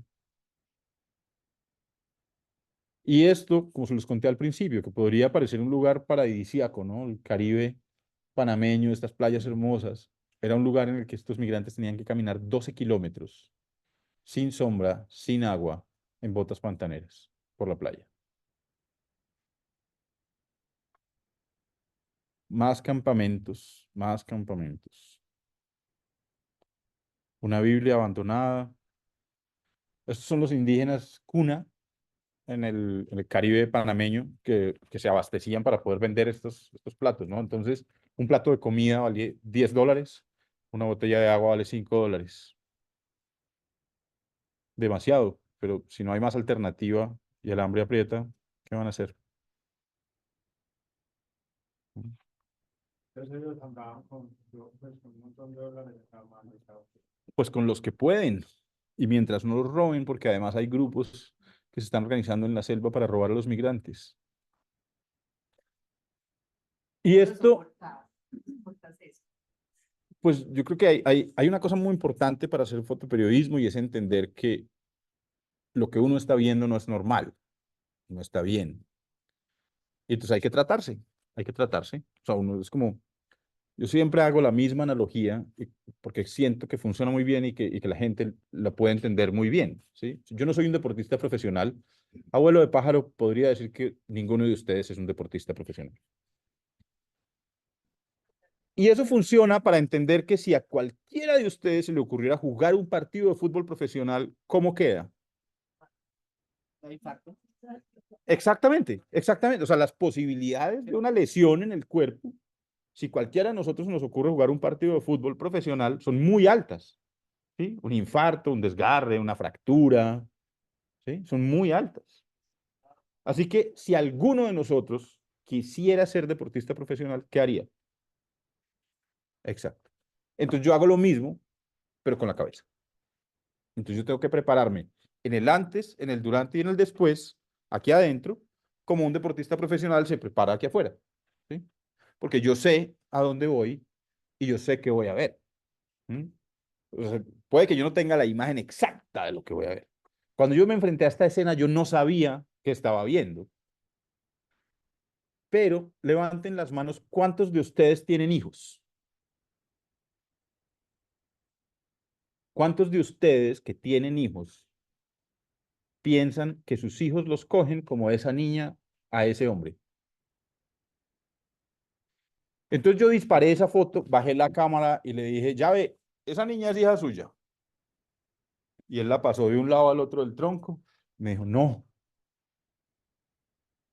Ángel, que es el hombre que lleva a la niña, había encontrado esa mañana a Sara, que es la niña, y a Alexandra, que era la mamá. Y Alexandra iba muy mal de los pies y le dijo a Ángel, ayúdeme, ayúdeme con la niña. Y Ángel, que ya le vieron los músculos, dijo, claro, yo le ayudo, venga. Se puso la niña en los hombros y arrancó a caminar. Y cuando se volteó, ya no estaba la mamá. Y entonces Ángel dijo, ¿qué hago? Ángel viajaba con otros dos amigos, efectivamente, hombres jóvenes, solos y fuertes. Y dijeron, no, pues vamos a darle un poquito y más adelante miramos si nos alcanza. Seguro se adelantó, se atrasó, no sé. Bueno, y entonces iban estos tres hombres, Ángel y sus dos amigos, cuidando a esa niña. Y se iba acabando el día, y se iba acabando el día, y se iba acabando el día, y llegamos a una cima. Y en la cima Ángel me alcanzó y me dice, oiga, periodista, ¿puedo bajar con ustedes? Porque, claro, hay muchas diferencias entre los migrantes y yo. Lo primero es que yo no tengo el peso emocional de ser migrante. Pues yo estoy ahí en medio de la selva, en el mismo lodo y bajo la misma lluvia, pero yo sé que yo voy a salir al otro lado. Yo sé que en Panamá a mí me aceptan como un ciudadano legal, que tengo mi pasaporte sellado por migración de Panamá y todo bien, y que yo voy a coger un avión y me regreso a mi casa y está mi cama, está mi casa, está mi esposa, está mi familia, están mis cosas. El migrante no. El migrante dejó todo atrás y va ahí con su incertidumbre, porque todo lo que lleva es eso, incertidumbre. Entonces, emocionalmente mi posición es muy diferente. Pero además, como yo he trabajado caminando las selvas desde hace muchos años, para mí ese es un lugar de trabajo habitual y es un lugar de trabajo para el que yo estoy, además de preparado, equipado. Entonces, claro, a las 5 de la tarde yo saco mi linterna porque yo sé que dentro de la selva a las 5:30 no hay luz. El migrante no tiene linterna. Yo tengo mi hamaca para colgar en la selva porque yo sé que si duermo en el piso de la selva la humedad pasa en la carpa. Entonces yo prefiero colgar una hamaca y así no me pasa humedad. Y yo cargo un machete con lo que hago así, chin, chin, chin, chin, y pelo un pedacito y cuelgo la hamaca. Estos tipos no llevan nada y no saben nada. Muchos migrantes entran a la selva pensando que esa noche van a salir a Panamá. Esta es la parte alta, se llama la Loma de las Banderas. Hay banderas de muchos países y hay letreros. Bajamos caminando esa noche. Yo saqué el machete, peleé un clarito, colgué mi hamaca, ellos montaron la carpa al lado. Ellos estaban muy preocupados por la niña y por supuesto la niña estaba ahogada en llanto buscando a su mamá. Y entonces Ángel y sus amigos me decían, ¿qué hacemos? ¿Qué hacemos? ¿Qué hacemos? ¿Qué hacemos? Y no, pues hermano, yo, no, pues no sé, pues por ahora no sé. Entonces ellos montaron una carpita que tenían, mm, le dieron a la niña una camiseta de uno de ellos que estaba limpia y seca, y le pidieron a la niña que se pusiera eso y que les entregara la ropa, fueron, le lavaron la ropita a la niña, en la selva nada se seca, porque la humedad es absurda. Durmió la niña en la carpa, estos tres hombres además tenían un sentido muy protector, porque Ángel había vivido en Medellín. Y se había ido desde Medellín y Ángel había dejado a su hijo Andrés, de 7 años, viviendo en mi esposa que me eche una manita, ¿cómo se llama? ¿Cómo se llama donde vive Andrés? Carmen de Viural. El hijo de Ángel vive todavía en Carmen de Viural y tiene la misma edad de la niña que él estaba ayudando. Entonces, a la siguiente mañana, a las 5 de la mañana, ya sale la luz y estos hombres me dicen, oiga, hermano, ¿qué hacemos? ¿Qué hacemos? No sé. Yo creo que lo mejor es que ustedes sigan rápido con la niña, porque yo sé que al final del río Tacartí, 4 días adelante de donde estábamos, hay una estación de policía. Y pues o la mamá aparece, o la mamá llega a la policía, o ustedes le entregan la niña a la policía, pero pues no hay más que hacer, pues no hay. Porque la otra alternativa era quedarse a esperar si aparecía la mamá. ¿Cuánto tiempo? ¿Cuánto dura la travesía? Hay diferentes rutas. Esta era una travesía de 9 días. Era la ruta más económica y también la más larga y la más difícil. Hay una ruta VIP que pagan africanos, afganos, hindúes y chinos, que dura 3 días, pero es más riesgosa. Es la ruta por la que más personas han muerto. Y es la más riesgosa porque esa ruta tiene un tramo de 12 horas en un bote por el mar. Y con frecuencia esos botes colapsan, se hunden y los migrantes mueren ahogados. Así que Ángel y sus dos amigos salieron con esta niña, Sara, llorando para tratar de continuar el camino. Y yo le dije a mi compañera de trabajo, hay una posibilidad de que Alexandra haya pasado por aquí por la noche. Alexandra era la mamá de Sara. Hay una posibilidad de que Alexandra haya pasado por aquí por la noche. Y claro, pues es que, o sea, no hay luces, no hay nada, ¿cierto? O sea, ¿cómo nos va a ver? Entonces, ella pudo haber llegado a las 7 de la noche y seguir derecho, ¿cierto? Esto no es una ciudad, esto no es un pueblo, esto es una hamaca colgando en medio de dos palos en la selva. Hay otra posibilidad de que Alexandra venga mucho más lento y esté atrás. Hay otra posibilidad es que Alexandra esté muerta. Entonces vamos a hacer lo siguiente. Vamos a desmontar el campamento. Usted se queda aquí y yo me devuelvo. Nos vamos a tomar todo el día para devolverme 12 horas. Y si en 12 horas no la encuentro, vuelvo hasta aquí esta noche. Ah, listo. Desmontamos el campamento y arranqué lo más arriba. La noche anterior había tenido unas conversaciones largas con esta niña y ella me había descrito con lujo de detalles cómo iba vestida su mamá y cómo iba vestido el hombre que acompañaba a su mamá. Y cuando yo la vi, le hice esta foto y le dije, Alexandra. Y ella estalló en llanto. Me dijo, mi niña. Y no, pues ella va con los hombres que la están cuidando. Van más adelante, anoche dormimos en el mismo lugar y ellos ya siguieron. Pero ella estaba bastante más atrás. Resulta que Alexandra tenía las uñas de los pies muy organizadas, pintadas y lindas. Pero caminar en la selva es un ejercicio muy duro. Y Alexandra se había puesto unas botas que le incomodaban mucho y entonces se había cambiado a unos tenis que llevaba y los tenis le habían destruido las uñas y se las habían fracturado y tenía heridas llenas de pus en todos los dedos de los dos pies y ampollas. Entonces no podía caminar, tenía que arrastrarse así por la selva, además de la angustia de haber perdido a su hija, porque la niña lloraba y Alexandra lloraba igual después de 12 horas de no saber nada de su hija, de 24 horas de no saber nada de su hija. Así que yo seguí para adelante. Entonces yo fotografié a Alexandra, volví a correr hacia adelante, vuelvo el cuento. O sea, mis condiciones en medio de la selva no son las condiciones de un migrante. Entonces mi ritmo puede ser mucho más rápido, mi alimentación es mucho más efectiva, mi forma de hidratación tiene otras fundamentaciones. Entonces todo es diferente y más fácil para mí. ¿Las son aquí? ¿No? ¿Las son? Pues con mi compañera del periódico, Pero cuando vamos, en esas condiciones de vulnerabilidad de las personas, no te han llegado a atacar, a quitarte tu comida. imagínate, vamos a pensar como un atracador. Le voy a robar esas cámaras a este periodista. Eso pesa 18 kilos esa bolsa. Eso no lo carga nadie. ¿Y qué van a hacer con eso? Porque es que, claro, a uno lo atracan aquí y a la media hora el que atracó está vendiendo en algún lugar, ¿sí? A veces menos de media hora. Allá no. Pero no las cámaras, sino vamos el alimento, la hidratación. No. Pues No. lo digo es por la sobrevivencia. Claro, hay unas condiciones de necesidad muy dramáticas allá, pero no. 8 kilos de cámaras. Eso pesa no, yo tengo una maleta que le digo Lali, la livianita. Son 18 kilos. Es más pesada mi maleta de las cámaras que mi morral para una semana en el monte. Mm,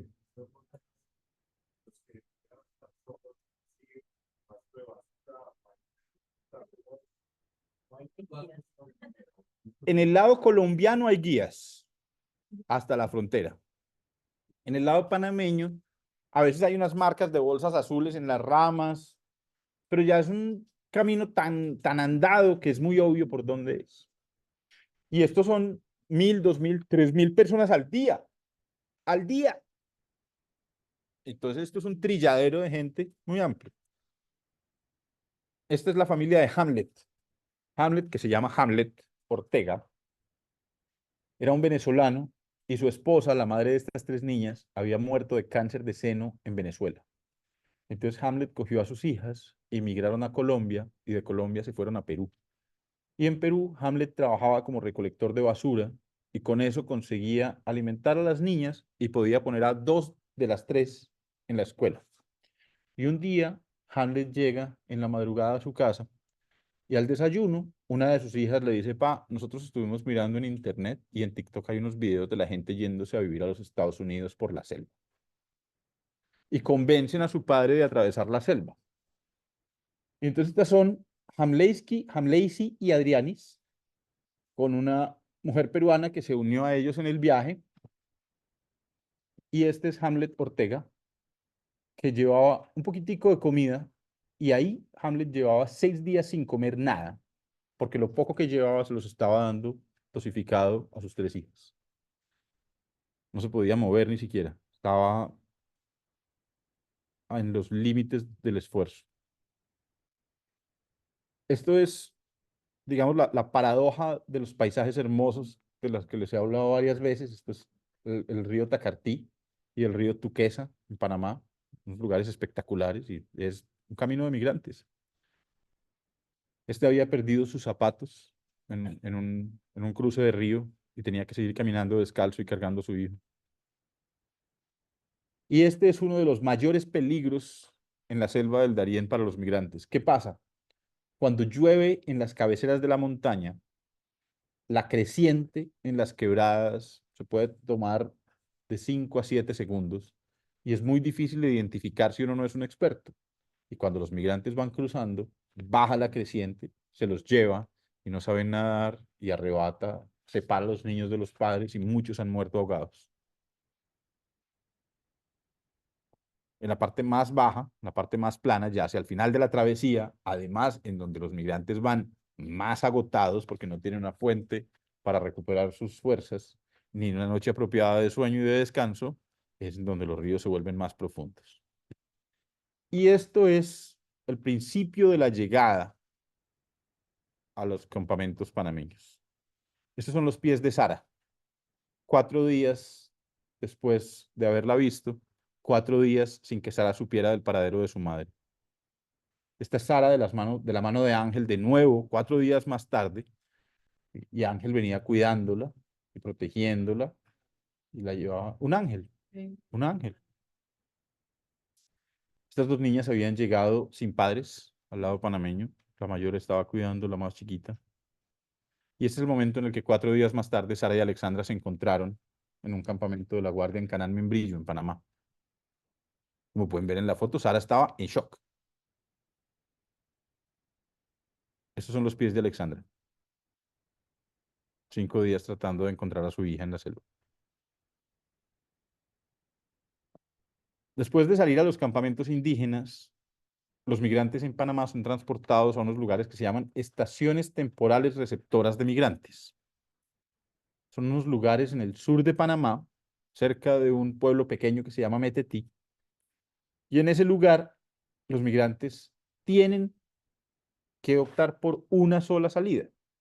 Pagar un bus que vale $60 por persona, todo niño paga, y ese bus los transporta del sur de Panamá hasta Costa Rica, sin entrar a ninguna ciudad de Panamá.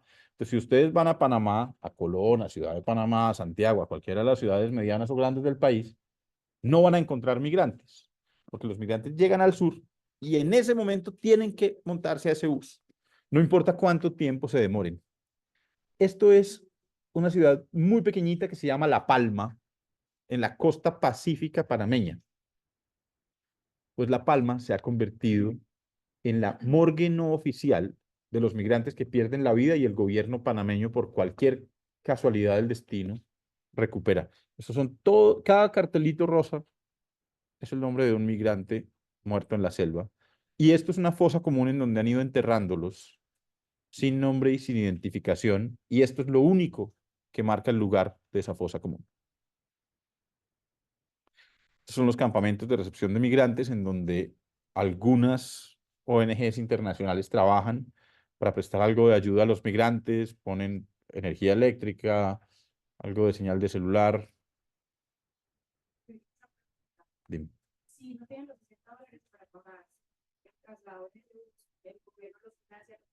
Si no tienes los $60, tienes que hacer fila en una ONG y esa ONG te va a permitir acceder a Internet.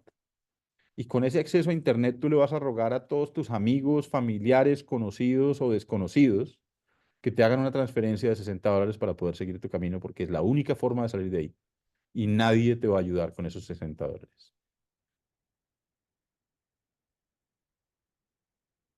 Y esto es más lejos todavía. Esto es el segundo piso del aeropuerto de Guarulhos, en las afueras de Sao Paulo, en Brasil, el Atlántico Bajo. Estos son miles de afganos que tras la salida de Donald Trump y las tropas americanas de Afganistán quedaron bajo las manos del gobierno terrorista talibán. Entonces, para que ustedes se hagan una idea de cómo funciona la vida bajo el fundamentalismo talibán, si eres mujer no puedes mirar a los ojos a un hombre, tienes que cubrirte todo el cuerpo, no puedes tocar dinero, no puedes ir a la escuela ni a la universidad, no puedes tener un trabajo, no puedes salir a la calle sola.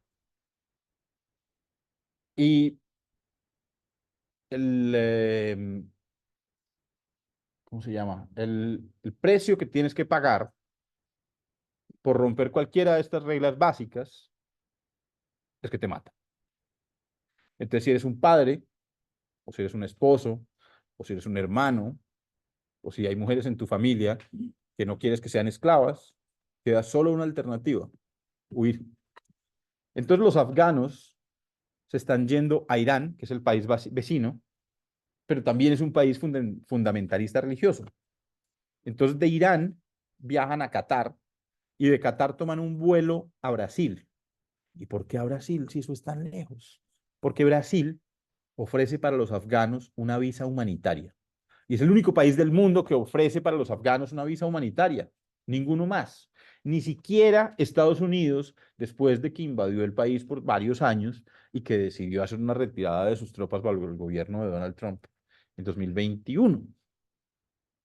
Así que los afganos llegan a Sao Paulo y empiezan a ahorrar para viajar por todo Brasil hasta la selva, cruzar a Perú, luego a Ecuador, después a Colombia, por tierra todo, llegar a Necoclí, atravesar el tapón del Darién y continuar por Centroamérica hasta Estados Unidos.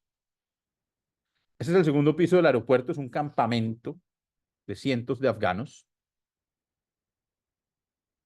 Por supuesto, es un lugar que no conocen, en un idioma que no conocen, en una dinámica que no conocen, todo es raro, todo es diferente. Estas son un grupo de mujeres afganas mirando a través de la ventana del aeropuerto, que se ha convertido en su casa. Esta es una ciudadela de una iglesia bautista a las afueras de Sao Paulo. Y este es un grupo religioso bautista que trata de que los afganos aprendan portugués, entiendan las dinámicas económicas de Brasil y se queden ahí haciendo trabajos que antes hacían en Afganistán. Entonces, si hay alguien que es mecánico, conductor, odontólogo, este grupo de la iglesia bautista trata de encontrarle un lugar en la sociedad. Pero hay un problema muy grande y es que tanto en Brasil como en Colombia, como en México, si uno trabaja en un McDonald's o en un Burger King o en un Domino's Pizza, al mes gana el mínimo. Pero si uno trabaja en un McDonald's o en un Burger King o en un Domino's Pizza en California, la hora son $16. Entonces, la brecha económica entre comer mierda en Brasil y comer mierda en Estados Unidos es muy grande. Así que Brasil no sirve para los afganos, de la misma forma que no sirve ningún otro país latinoamericano ni centroamericano. Entonces, todos deciden irse. Esta es una mujer de una etnia minoritaria que se llaman azaras, y los azaras además son perseguidos por su etnia, ni siquiera por ser mujeres, empezando por su etnia, el gobierno talibán los quiere asesinar. Y estos son los proyectos de este grupo que quiere nacionalizar a los afganos en Brasil, pero ellos deciden seguir migrando hacia el norte, buscando muchas veces la forma de hacerse una mejor vida y sobre todo de poder conseguir dinero suficiente para seguir sacando al resto de su familia de Afganistán y que lleguen a Estados Unidos. Esto es el aeropuerto, es un campamento enorme. Y este es el final del libro, es un epílogo. Ay, no, mierda. Uy, algo pasó. Sí. Este es el viaje de los afganos por el tapón del Darién. Sí, me había saltado esa parte. Oiga, está muy tarde, ¿qué hacemos? ¿Terminamos ya? Este es el viaje de los afganos por el tapón del Darién. Es exactamente igual al viaje del resto de los migrantes que cruzan la selva. Tienen que embarcar en Necoclí. Este es un ciudadano chino perseguido en China por ser católico. Los asesinan. Este personaje iba viajando con ese vestido que le había regalado su madre el día de su graduación y era el único vestido que tenía. O sea, era la única ropa que tenía. Es un niño haitiano esperando en la misma playa. Y esta es Samira, una niña de 7 años afgana que iba a cruzar la selva. Estos son los botes que les cuento. Esta es la ruta de lujo. Es la ruta más costosa. De lujo no tiene nada más que el nombre, porque varios de estos botes han naufragado y mueren todos sus ocupantes en el mar. $1.500 de Colombia a Panamá. 1.500 solo de Colombia a Panamá. Para un afgano, para cada afgano, salir de Afganistán hasta Estados Unidos está entre 15 y $20.000 todo el viaje. Es demasiado dinero. Y si uno piensa que un padre afgano puede tener 5 a 7 hijos, pues es una cifra casi impagable. Y entonces uno dice, pues bueno, pero entonces ¿de dónde saca un padre de familia afgano para migrar con toda su familia? Son 7 a $20.000, son $140.000. No, pues si uno puede conseguir $140.000, tiene billete. Pues resulta que la mafia está tan organizada que esos $140.000 no los tiene ese papá. Esos $140.000 se los prestan en Estados Unidos para que él haga todo su viaje y llegue como esclavo a pagarlos. Travesía de esas canoas. 12 horas. 12 horas en ese bote en el mar, nocturno, Pero hasta dónde. hasta Panamá. Pues, San Andrés también lo usa, ¿no? San Andrés es un hub diferente, porque San Andrés lo están usando más venezolanos y africanos. Y el motivo para el que usen San Andrés, si ustedes cogen un mapa, si ustedes son buenos en geografía, se van a dar cuenta que de San Andrés a Nicaragua son 23 kilómetros, eso es muy cerquita. O sea, es un absurdo que San Andrés sea colombiano, eso no tiene ningún sentido si uno mira el mapa, ¿sí? Porque claro, uno le pintan el mapa colombiano y uno ve arriba los cuadritos, San Andrés y Providencia, ¿no? Pero cuando uno mira el mapa Google Maps, esos cuadritos no están ahí arriba al lado de La Guajira, esos cuadritos están lejísimos en la costa nicaragüense, eso no tiene, o sea, eso, pues muy bueno tener dos islas, ¿no? Pero pues como cuando uno ve el mapa, dice, no, eso no tiene sentido. Eso no tiene sentido que las Malvinas sean inglesas, no tiene sentido que San Andrés sea colombiano, francamente. Entonces lo que hacen los venezolanos y los africanos es conseguir un permiso para volar a San Andrés, pero el problema no es San Andrés, el asunto es el gobierno, ¿será que se puede llamar gobierno lo de Ortega en Nicaragua? El problema es Nicaragua, porque como Nicaragua no está alineado con los Estados Unidos, entonces Nicaragua permite la entrada de cualquiera que sea migrante, porque ellos tienen una certeza, nadie se va a quedar en Nicaragua. Sí, o sea, como a qué va a ir uno a Nicaragua? Todo el mundo va a Nicaragua para seguir su viaje hacia Estados Unidos. Entonces, como ellos no están aliados ni con Trump, ni con Biden, ni con nadie del gobierno de los Estados Unidos, y no tienen ningún tipo de interés en esa alianza, pues lo que hacen más bien es servir como puente, servir como hub de migración ilegal, porque no tienen ningún interés en tratar de frenar o de detener la migración. Lo que acaba de suceder con Panamá, poniendo estas cercas en el tapón del Darién para canalizar el flujo migrante por un solo sentido, tiene todo el sentido en una organización geopolítica en la que Panamá no va a frenar, pero por lo menos va a controlar y a censar el flujo migrante que llega a Panamá desde más de 100 países, como les conté, que atraviesan la selva del Darién. Entonces, Suleiman caminando en la selva. Este era un policía afgano que viajaba con su bebé de 2 meses y su esposa. Este era un abuelo de 83 años. Tenían que parar, tipo tenía diabetes, presión, o sea, todo lo que normalmente tiene una persona de 83 años al cuadrado. Entonces tenían que parar, masajearlo, hidratarlo, darle unas galletitas, esperar. Y era una familia enorme, es una familia de casi 17 personas.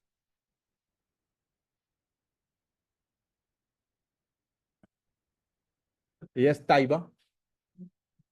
Taiba era la gerente nacional de uno de los sectores humanitarios feministas de Naciones Unidas. Taiba había estado luchando en su país por la judicialización de los hombres talibanes violadores. Y cuando el gobierno americano saca a sus tropas de Afganistán, Taiba empieza a recibir mensajes, porque lo primero que sucedió en Afganistán es que se abrieron las cárceles. Entonces salen todos estos prisioneros que habían estado en prisión porque eran violadores y acosadores, y habían estado en prisión porque Taiba los había llevado a juicio. Entonces empiezan a amenazarla y amenazarla. Ella viajó con su hijo que tenía 4 añitos. Estos son otros ciudadanos chinos también católicos en medio de la selva. Esta era una niña china de 13 años. Estaba muy mal, vomitaba, tenía fiebre, diarrea, súper mal. El hombre de atrás es su padre, viajaban ellos dos solos porque la mamá no había querido viajar.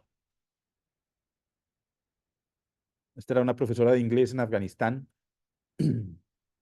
Y este era un entrenador de boxeo de Afganistán que iba ayudándole a Taiba y a Ali a cargar a su hijo por medio de la selva. Estos ya los últimos kilómetros antes de salir a Panamá. Y este era este hombre ya rezando después de haber salido, emocionado de poder haber superado la selva. Esta es Samara, que tenía 16 años. Y esta era la primera vez que Samara veía el mar. Todavía estamos en contacto y todavía me dice que tiene mucho miedo del mar. Es el lugar en donde salen en Panamá. Y ese es el mismo policía que les mostré ahora que tenía a su hijo como bautizándolo en el río, ya en el otro lado a punto de embarcar los botes indígenas. Le pedí a muchos afganos que me mostraran qué era lo más valioso con lo que habían cruzado la selva. Ella me mostró la foto de su novio y de un sobrino. Bahlul me mostró el Corán, que es como la Biblia de los musulmanes. Me mostró la foto de su esposa y ella tenía, esto es como una camándula, pero musulmana. Es diferente y tiene otro nombre que se me olvida. Este era un padre de familia que no llevaba nada, la ropa que tenía puesta y nada más. Y esta es una chica muy importante para la historia y muy importante dentro de mis fotos. Ella se llama Mosgan. Mosgan tiene, ahora debe tener 20 años o 21 tal vez. Cuando los talibanes tomaron el poder, cuando salieron las tropas americanas de Afganistán, Mosgan estaba en el tránsito entre salir del colegio y pasar a la universidad, pero por supuesto, en poder del gobierno radical talibán, Mosgan no podía ir a la universidad. ¿Y entonces qué hizo? Pues los 2 años que Mosgan estuvo en Afganistán sin poder salir de su casa, se dedicó sola a aprender idiomas. Entonces Mosgan habla Dari, Pashto, chino, hindú e inglés. Y había aprendido sola y cargaba ese diccionario. Entonces Mosgan era mi puente de comunicación con toda la familia, porque nadie más de la familia hablaba inglés. Ahora Mosgan está con su familia en Estados Unidos y es la administradora de uno de estos restaurantes Chipotle, de cadena de comida mexicana. Esta es Samira, que es la hermana de Mosgan con su celular, y esta es Anisa con la hija, que era lo más importante con lo que ella había cruzado la selva. Ali, uno de los hermanos, Suleiman con un verso del Corán plastificado, Yasser con una botella de agua, por supuesto. Y cuando le dije a este tipo que pusiera lo más importante con lo que había cruzado la selva, él fue y trajo una flor. Se paró ahí. Después de que los migrantes cruzan el tapón del Darién, tienen que enfrentarse a cruzar Centroamérica, que es muy duro. Panamá en bus, Costa Rica en bus. Eso es un tema de dinero y no más. Y luego llegan a Guatemala, que es horriblemente difícil porque los asaltan, los atracan, los extorsionan. Entran por Tapachula, que es en el sur de México, y tienen que cruzar desde Tapachula hasta Ciudad de México. Y cuando llegan a Ciudad de México, como las autoridades mexicanas sí están alineadas con el gobierno de los Estados Unidos, sea el que sea el presidente de cualquiera de los dos, están alineados, entonces los mexicanos les piden a los migrantes una tarjeta especial de migración para continuar de Ciudad de México hacia el norte. Conseguir esa tarjeta se puede demorar hasta 3 meses. Y entonces uno qué hace en 3 meses varado en Ciudad de México si no puede trabajar, no entiende el idioma, no tiene dinero, no tiene ahorro, no tiene nada. Este es Mosgán y su hermano Ali caminando bajo las jacarandas florecidas de la Alameda. Y este es Mosgán en un hotel diminuto que la familia había alquilado. Por supuesto, todo esto se convierte en negocios, negocios, negocios, negocios. Entonces hay hoteles enteros en Ciudad de México que se dedican a eso, a alquilar habitaciones para migrantes que viven hacinados y en una habitación que inicialmente era 2 camas individuales, viven 7 personas. Así, mientras esperan que les entreguen un papel para continuar viajando hacia el norte, es el papel de este Instituto Nacional de Migración. Estas son las filas fuera del Instituto Nacional de Migración cada madrugada, gente que duerme ahí en el andén esperando conseguir el papel. Esos son Taiba y Ali y su hijo. El viaje de Ciudad de México a Tijuana dura 3 días. 3 días en bus. 3 días en bus sin bajarse del bus. En el mismo baño para 50 personas que van entre el bus. Sin parar a comer o a comprar comida. 3 días dentro de un bus sin nada. Sin comer. Nada. O sea, lo que llevabas. Sí, yo- ¿Sí? Sí, llevabas. Este es el muro en Tijuana. Del lado izquierdo, por supuesto, la paloma. Y del lado derecho, la migra. Así se ve el muro. Y resulta que cuando uno no es migrante, uno piensa que la migración consiste en llegar hasta el muro, saltar al muro y correr. Y entonces, cuando yo me di cuenta, los migrantes ponen estas escaleras artesanales, se trepan al muro, se bajan por el otro lado y se sientan. Porque la intención no es correr, la intención es que llegue la migra. Y cuando llega la migra, ellos dicen, estoy pidiendo refugio. Y ya. Y en ese momento están en manos de las autoridades mexicanas. Y a partir de ahí empiezan unos procesos americanas. A partir de ahí empiezan unos procesos que pueden ser hasta de 5 años, en los que tienen un día en la corte y un día en la corte, y eso se alarga y se alarga y se alarga y se alarga en sus búsquedas de pedido de asilo. Voy a pasar muy rápido por aquí. Esto es de vuelta a Necoclí. Esto es cómo está funcionando en este momento el negocio de la migración, que ha enriquecido el millón, o sea, son millones de dólares al año que mueve el negocio ilegal de la migración en el tapón del Darién. Millones de dólares que salen de los bolsillos de venezolanos pobres y vulnerables. Si ustedes piensan que en un bus caben 50 personas y que durante el 2023 diariamente la selva la cruzaron 3.000 personas, pues esto es una ecuación muy fácil, ¿no? Son 600 buses llegando a Necoclí todos los días. Y si ustedes cogen Google Maps y se dan cuenta de cuántas calles tiene Necoclí, es muy difícil no ver y no controlar una caravana de 600 buses. Esto está pasándonos a todos por encima de las narices, bajo la mirada de todas las autoridades, y aquí nadie hace nada. Estos son niños esperando comida de algunas organizaciones, pocas, humanitarias o religiosas, que alimentan migrantes en Necoclí. Y un niño. Mencionaste una que se había ido, que ahorita nos contabas. Esta es una mujer venezolana que cantaba por monedas en la playa. Y esto es cómo se están convirtiendo Necoclí, Acandí, Turbo, Capurganá en otro tipo de destinos. Ella es Ginesca, tenía 19 años cuando la fotografié, tenía una hijita de año y medio y otra de meses. Y Ginesca estaba en Acandí, pero no tenía dinero. Y Ginesca no pudo cruzar el tapón del Darién porque nunca consiguió el dinero para pagar a los coyotes para entrar a la selva. Así es como llegan las familias hasta ahí, ecuatorianos. Es uno de los nacionalidades que más ha crecido. Este es Samuel Galué. Samuel tenía 11 años cuando lo fotografié ahí. Un fanático de Messi, entrando en la selva. Y este es el campamento de las Tecas. Y esta es la forma en la que ese campamento se transformó en 3 años. ¿Se acuerdan de la foto primera que les mostré, que eran unas pocas carpitas y unos árboles? Esto es una madrugada en la salida de ese campamento, más de 3.000 personas. Y esto es como un asunto bíblico, ¿no? Esto es como Moisés partiendo las aguas y caminando con todo el pueblo por el desierto. Y a eso se convirtió el Darién. Y esto es lo que pasa todos los días en el Darién, para entender la tragedia que vivimos los pueblos colombianos. Esa persona que tiene camisa que dice guía, ahí no se lee muy bien, pero dice guía, él se llama Elmer. Y Elmer era el mejor jugador de fútbol de Acandí. Todo el mundo en el pueblo soñaba con que Elmer iba a salir de la pobreza y a sacarlos de la pobreza al pueblo entero jugando fútbol. Porque eso es lo que pasa, ¿no? Los jugadores de fútbol vienen de estos lugares remotos y periféricos, empobrecidos, juegan y entonces ahí le echan una canchita de fútbol al pueblo y le ponen una casita a la mamá y algunas mejoras. Pues Elmer en medio de un mal momento terminó golpeando una ventana con su mano derecha y se cortó el brazo. Y como en Acandí no hay centro de salud ni atención médica, Elmer perdió el brazo. Elmer no tiene brazo derecho, aún así trabaja como guía de migrantes en el tapón del Darién. Elmer se gana 150 dólares al día. Y eso está lejísimos de lo que cualquier campesino colombiano podría ganarse o cualquier pescador de la costa Caribe. Este es el mismo Samuel Galué.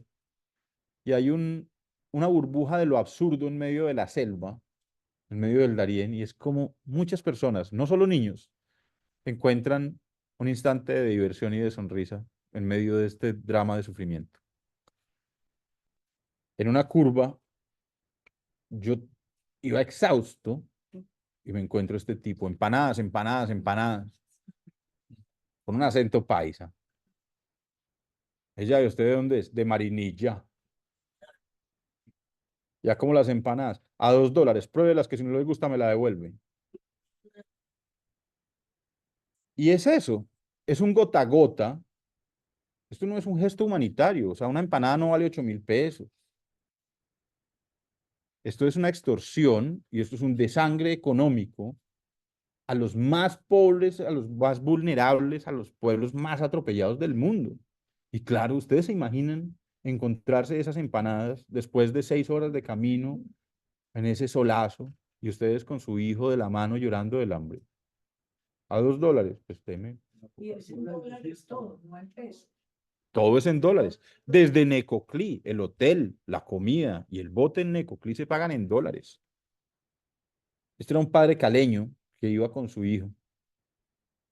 Y era muy impresionante porque era un tipo que tenía un aspecto de marero salvadoreño y era el padre más amoroso y más cuidadoso con su hijo y el tipo más solidario con los otros migrantes con los que iba caminando.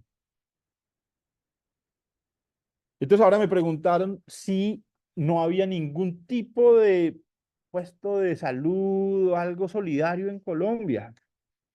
Pues resulta que las autodefensas gaitanistas de Colombia, que son el grupo armado ilegal que controla el territorio y la migración, ha desarrollado su negocio a un escenario tan elevado que nadie se monta en el bote para cruzar el Golfo de Urabá sin haber pagado primero el impuesto que ellos exigen.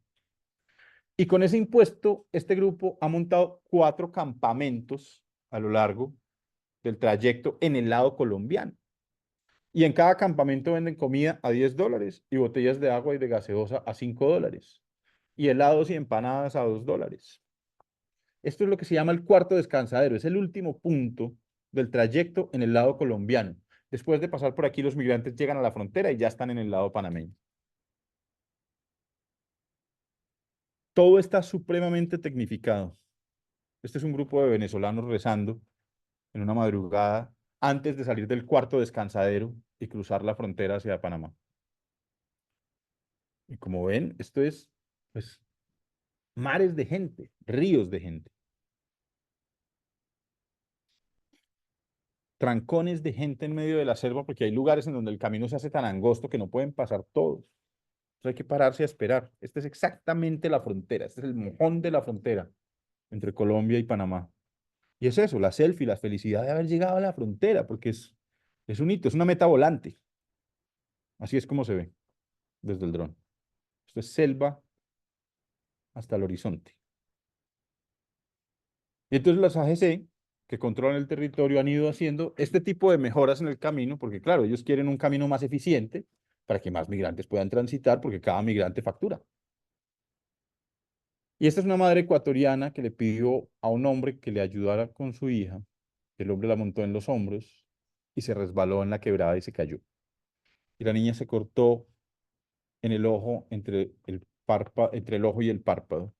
Y las AGC han montado 4 puestos con médicos contratados. Entonces esta madre corrió con su hijita a uno de los puestos de salud a los que llegó y el médico salió y le puso anestesia y le cogió 8 puntos en el párpado perfectamente, como pueden ver ahí. ¿Sí? Entonces yo hablé, no, no, porque las AGC le pagan. Entonces yo le pregunto al tipo, le digo, pero venga, ¿y usted de dónde salió? Dice, no, pues yo trabajaba en Montería, me ofrecieron este trabajo. Esto es muy difícil porque es en la mitad de la selva, pero me pagan el doble de lo que me pagaban allá en el hospital. Y esa es la forma en la que lo ilegal va permeándonos la sociedad poquito a poco sin darnos cuenta. Y si a uno le preguntan, ¿qué es mejor? ¿Que este médico trabaje para una organización ilegal en medio de la selva asistiendo migrantes o que se quede en su trabajo en el que le pagaban la mitad? Yo no sé qué responder. Porque a esta niña le salvó la vida. ¿Sí? De otra forma, esta niña con 9 días de camino por delante se le infecta esa herida y no llega. Esta es Sara, de nuevo. Cuando Sara y Alexandra salieron de la selva del Darién, empezaron a caminar y cuando llegaron a Guatemala, el gobierno de Biden cambió las normas de la migración y sacaron una ley en la que decían, los migrantes que estén en este momento en Panamá o que toquen México van a ser deportados todos. El resto de migrantes que quieran llegar a Estados Unidos pueden aplicar por una aplicación de celular que se llama CBP One a un paro humanitario si consiguen un patrocinador que esté en los Estados Unidos y que demuestre financieramente que puede responder por ellos. Entonces Sara y Alexandra dijeron, bueno, apliquemos, consiguieron un patrocinador, aplicaron y empezaron a pasar los días. Y empezaron a pasar los días. Y empezaron a pasar los días. Y Sara y Alexandra cumplieron un año en Guatemala esperando que el gobierno americano les autorizara la entrada. Nada. Así que, hechas trizas sus sueños, decidieron regresarse a Venezuela. Y esta foto es en un lugar que se llama Punto Fijo, en el costado oriental del Golfo de Maracaibo, en la casa en donde Sara y Alexandra estaban sentadas viendo el celular todos los días con la esperanza de encontrar el paro humanitario, la respuesta de los Estados Unidos. Sara había estado en Guatemala un año, el tránsito les había tomado 3 meses, todo ese tiempo la niña no estaba yendo a la escuela. Ustedes saben lo que eso causa en una niña de 7 años, ¿no? Así que por eso habían decidido regresarse y estaban ahí viviendo escondidas, además, porque Sara y Alexandra migraban no solamente buscando una mejor vida, sino huyendo del padre de Sara, que había sido violento con ellas dos. Entonces estaban ahí, pero estaban escondidas, no podían salir por el pueblo. Para los migrantes africanos la historia era diferente. Los migrantes africanos les vendían un paquete de $15,000. ¿Cuánto? Ya, nos vamos. Muchas gracias. ¿No? ¿Cinco? ¿Cinco?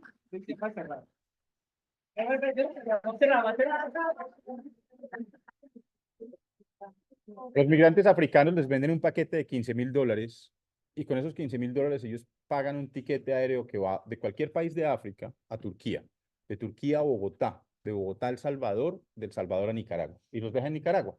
Hasta ahí la historia es horrible, pero no suena tan mal. El problema es que ellos volaban a Turquía, tomaban un avión de Turkish Airlines de Turquía a Bogotá. Para muchos de ellos era la primera vez que montaban en avión en sus vidas. Y cuando aterrizaban en el aeropuerto El Dorado de Bogotá, las autoridades de Avianca, lo recibían con la siguiente noticia. Señores, ustedes tienen un tiquete que de Bogotá va a El Salvador y luego a Nicaragua, pero para abordar ese avión tienen que pagar un impuesto especial que está cobrando El Salvador para los ciudadanos africanos. Ese impuesto vale $1,130. Y esta es la foto del tiquete. Si ustedes se fijan, ahí dice USD $1,130 Transit Fee Collection, Salvador. Y es una forma en la que el gobierno de Bukele se está enriqueciendo a costa de los migrantes africanos. Bueno, boicoteándome ahí sí, no, ya voy a terminar, Esta es una mujer migrante africana que huía víctima de violencia intrafamiliar. Y esto es como los migrantes africanos en el aeropuerto El Dorado cargaban sus teléfonos. Porque además, como este es un país bien racista y bien xenófobo, entonces lo que hacía en el aeropuerto El Dorado era poner a los migrantes en una sala que se llama Sala 9C. Como yo me imagino que todos ustedes viajan internacionalmente y a veces no toman los vuelos de salida internacional desde Medellín, cuando pasen por Bogotá, busquen el aeropuerto El Dorado en donde queda la Sala 9C. Es una sala escondida que queda en el subterráneo del aeropuerto.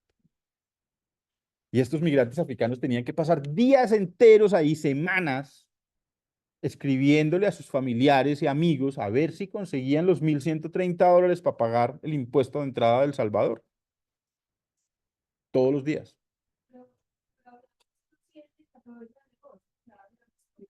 Pues cuando hablamos con Avianca, la respuesta de Avianca es que, mira, eso es un fee que cobra El Salvador, eso no es nada que tenga que ver con Avianca, así que pues Avianca está haciendo una diligencia legal. Pero sí,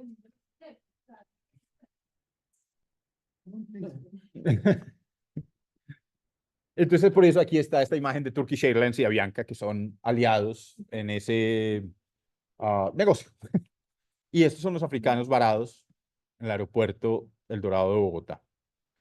Esto es Panamá de nuevo. Y lo que sucedió en 2023 cambió dramáticamente la historia de la migración por el tapón del Darién. Todas estas mujeres que están viendo en este momento son víctimas de violencia sexual mientras cruzan la selva del Darién.